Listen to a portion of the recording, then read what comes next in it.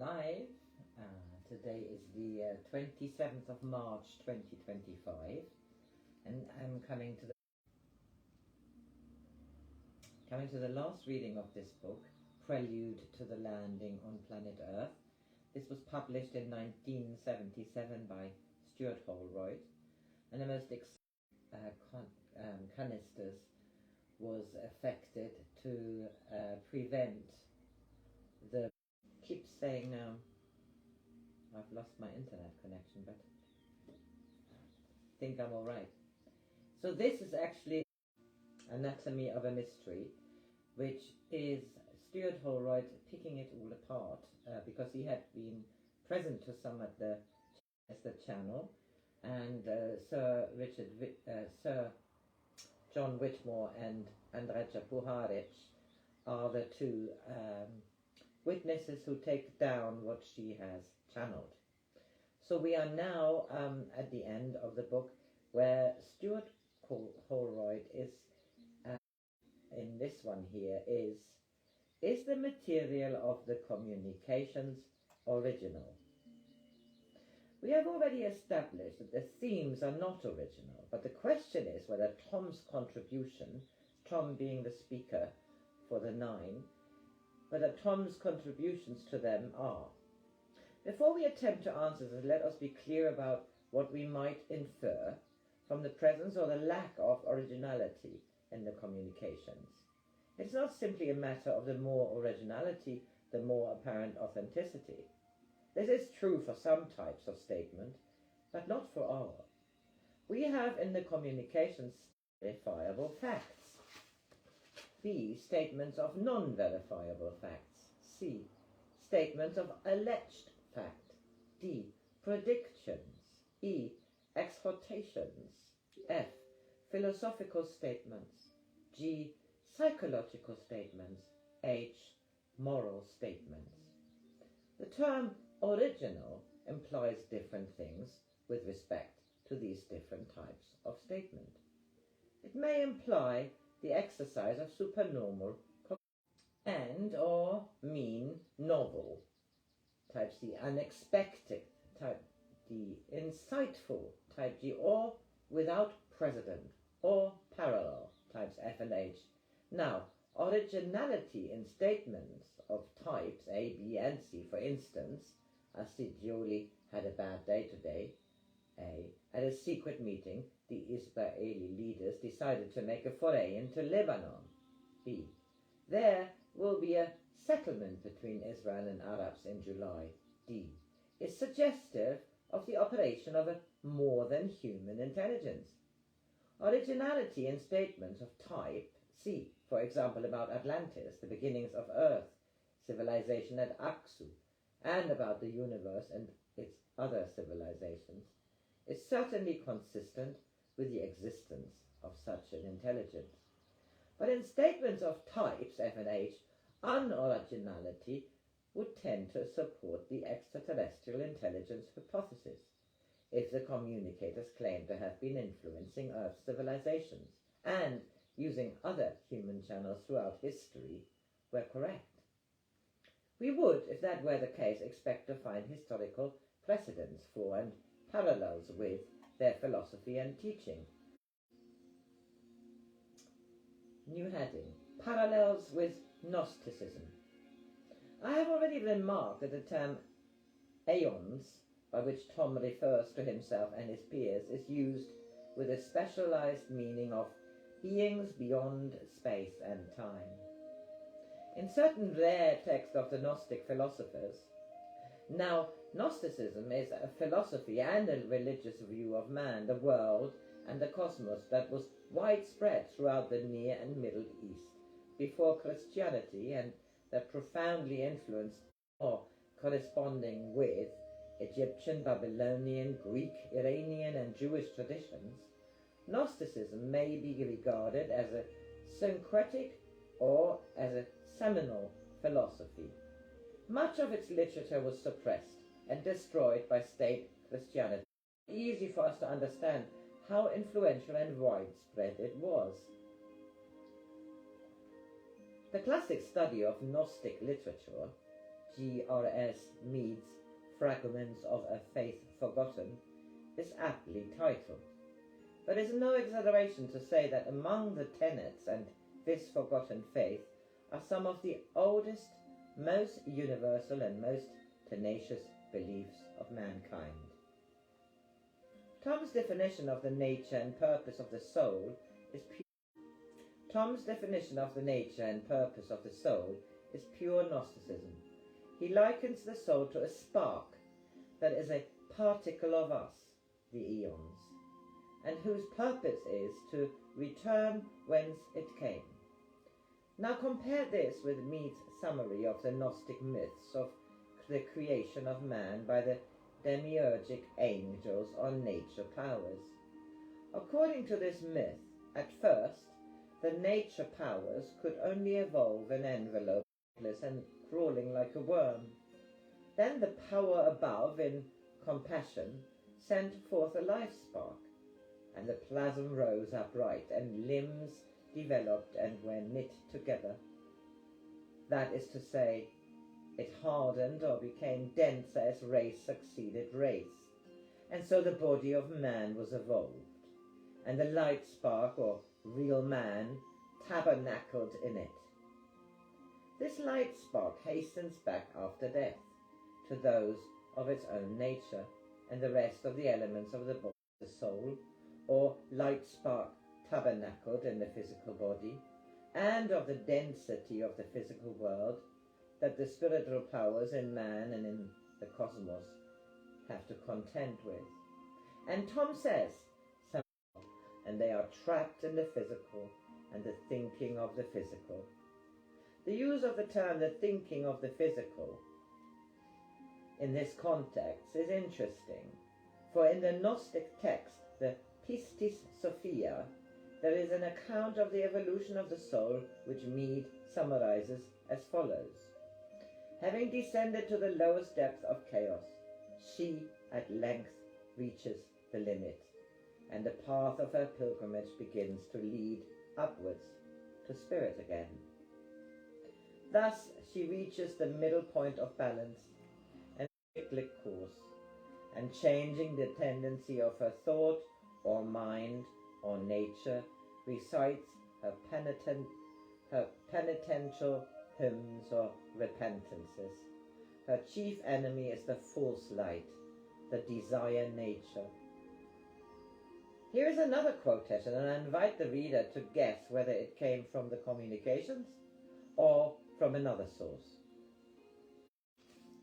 From the rest, in that his soul, being strong and pure, remembered. In other words, he remembered who he was, where he came from, and what his mission on earth was.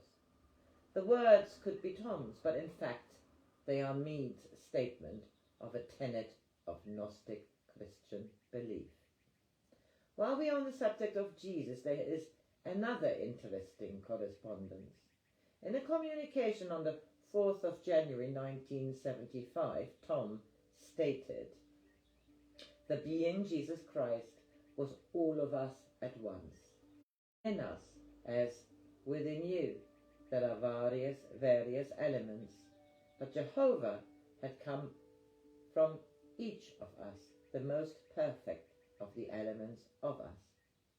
Now compare this with Mead's statement of the Gnostic interpretation of the beginning of the fourth Gospel.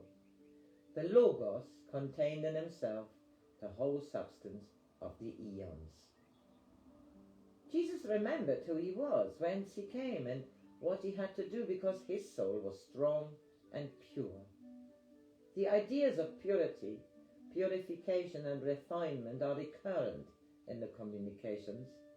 In one of the earliest communications channeled by Phyllis from Rir, there occurs a statement, "Forget the spiritual side of our nature." This is followed by the statement that souls have evolved through processing. In other words, through being progressively purified and refined. And Rir added, "The work is not just our work, it is the work of the universe." This latter idea is interesting, for the outstanding contemporary Gnostic scholar Hans Jonas, writes that this process of the evolution of the soul is part of the restoration of the deity's own wholeness. Possibly, this is the most fundamental correspondence between the philosophy. The idea that the evolution of individual souls has a cosmic significance, that whatever is achieved by and in the microcosm resonates in the macrocosm. Mead wrote, whether we interpret their allegories from the macrocosmic or microcosmic standpoint, it is ever the evolution of the mind that the initiates of old have sought to teach us. The material mind was to be purified, and so become one with the spiritual mind. In the communications, this process of evolution of the mind is spoken of as the raising of the consciousness of the planet, which Tom defines as bringing souls out of darkness and further. When we say darkness, we do not mean negativity, but true darkness, for they do not see and do not understand the cosmic. So the raising of consciousness, the evolution of mind, is to be accomplished through the communication of knowledge and understanding. This again is pure Gnosticism. The word gnosis means knowledge, and in its religious aspect, Gnosticism is a belief in salvation through knowledge. As it right through Western thought and literature of darkness with ignorance and light with understanding. The poet Kenneth Rexroth, in an introduction to a modern edition of Mead's Fragments, specifies as characteristically Gnostic the concept of the universe as a moral battleground. The concept of the universe as a moral battleground, existence itself as the struggle of light against darkness. In the communications, the trio, both as individuals and collectively, are said to be playing a primary role in the cosmic drama currently being played out, which consists of battles being fought out both in the spheres and on the physical planet Earth. The Battle of Armageddon has been in progress in the spheres, Thomas said. The Battle of Armageddon has been in progress in the spheres, Tom had said, since November 1974, and the work of the trio on their visits to the Middle East was to prevent a corresponding situation flared up on Earth. Apropos this, an explanation of Mead's is interesting. The wars in heaven precede the conflict of good and evil on Earth. Gnosticism then teaches the reincarnation and evolution of souls, the forgetfulness that follows entrapment in the density of the physical. The fact that the refinement and purification of the individual soul has cosmic significance. That salvation is achieved through gnosis, knowledge, and that the universe is a moral where individual human struggle counts. All these teachings, together with the characteristic Gnostic symbolism of the light spark of the soul, the opposition of darkness and light, the cosmic battle, are also to be fought in the communications. That the material of the communication is simply derivative of one or more members of the trio is a possibility that we can discount, for reasons already adequately gone into. How then are we to explain these parallels? I would like to leave the reader to ponder an explanation suggested by Mead in the Prolegomena to Fragments of a Faith Forgotten. So the soul of man returns again and again to learn the lessons of life in this great world school according to one of the great doctrines of general religion. If this be so, it follows that when similar conditions recur, a similar class of souls returns, to continue its lesson of experience. It may well be even that many of the identical souls who were embodied in the early centuries of Christianity are continuing their experience among ourselves today. For why otherwise do the same ideas occur? Why do the same problems arise? The same way, Ewigkeit. Must it not be that they have been brought back by minds to whom they have already been familiar? A new heading, parallels with esotericism.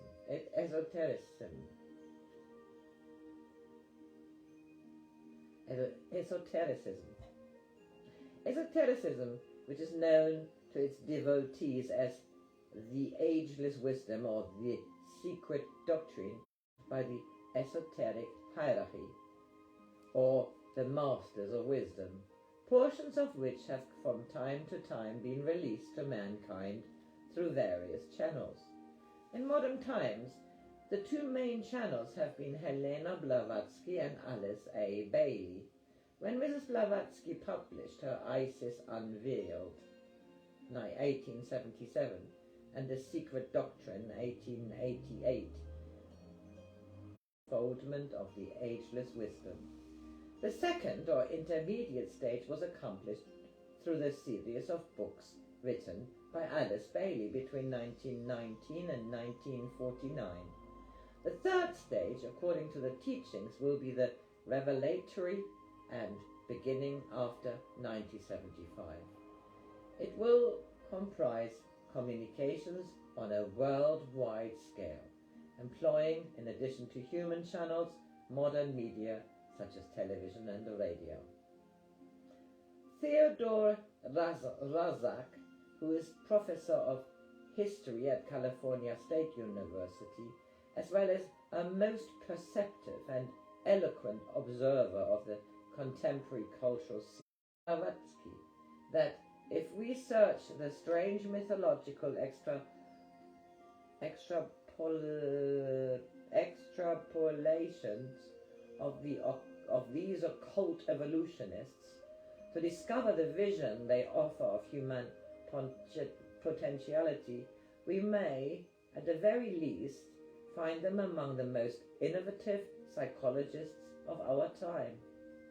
In their work, we see the evolutionary image being used for the first time in the modern West as a new standard of human sanity, or rather as a newly rediscovered standard, for to a degree that far surpasses the work of Nietzsche or Bergson. They remain unabashedly loyal to the schools of the hidden wisdom, and so link contemporary thought on human potentiality with a rich basis in tradition.